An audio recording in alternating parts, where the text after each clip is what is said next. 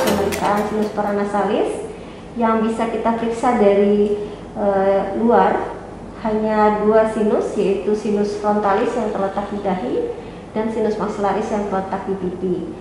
Yang pertama kita akan melakukan pemeriksaan palpasi pada sinus frontalis. Kita meletakkan dua jempol pada pangkal di dahi, pada pangkal alis, kemudian kita memberikan tekanan yang kurang lebih sama pada daerah tersebut, dan kemudian kita bertanya kepada pasien apakah terasa nyeri pada saat kita melakukan penekanan.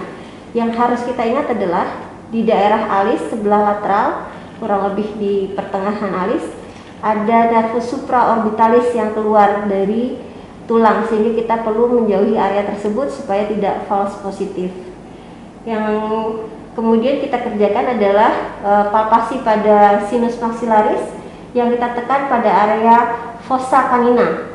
Jadi sekitar di sini pada fossa canina, cekungan di atas caninus, kita berikan tekanan yang sama dengan menggunakan jempol. Kemudian sekali lagi kita tanyakan kepada pasien apakah terasa nyeri pada saat kita tekan.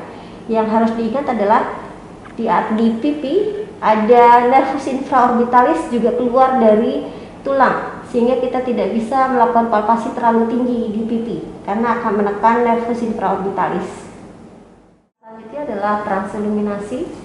Jadi transiluminasi dilakukan pada ruangan yang gelap tanpa sumber cahaya, dan cahaya satu-satu di dalam ruangan tersebut adalah lampu transiluminasi. Bentuknya berupa stick. Ini yang saya gunakan, kebetulan ujung dari probe THT, tetapi kita umpamakan ini merupakan lampu khusus untuk transiluminasi.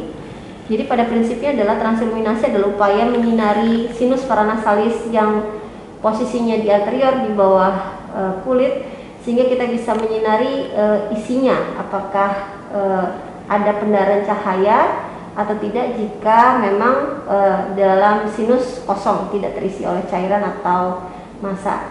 Jadi karena ini sifatnya hanya menyinari dari luar, sehingga transiluminasi hanya bersifat screening dan hanya bermakna jika berbeda antara sisi kanan dan kiri, dan juga tidak bisa dibandingkan antara satu individu dengan individu yang lain karena faktor perancunya banyak, antara lain lampunya belum tentu sama terang, kemudian ketebalan tulang, ketebalan lemak, dan ketebalan otot juga bisa berbeda, sehingga hanya spesifik untuk pasien ini sendiri dan sekali lagi bersifat screening. Jadi untuk pemeriksaan transiluminasi pada sinus frontalis, yang pertama adalah kita letakkan lampu di dasar sinus frontalis mengarah ke supuromedial. Kemudian kita pastikan bahwa pendarahan keluar kita tutup, pendarahan ke depan kita tutup dengan tangan kiri. Kemudian kita pastikan, kita lihat apakah ada pendarahan di atas sinus frontalis. Kemudian hal yang sama kita kerjakan pada sisi kontralateral. Kita letakkan di dasar sinus frontalis di ujung pangkal dari alis. Kemudian pendarahan ke depan kita tutupi sehingga kita bisa melihat apakah ada pendarahan cahaya dari sinus frontalis, sehingga kita bisa membandingkan antara sisi kanan dan sisi kiri pada pasien. Yang selanjutnya adalah transiluminasi pada sinus maxillaris. Ada dua cara, dari luar dan dari dalam. Untuk dari luar kita letakkan lampu pada rima orbita inferior mengarah ke bawah ke infromedial. Kemudian kita minta pasien membuka mulut.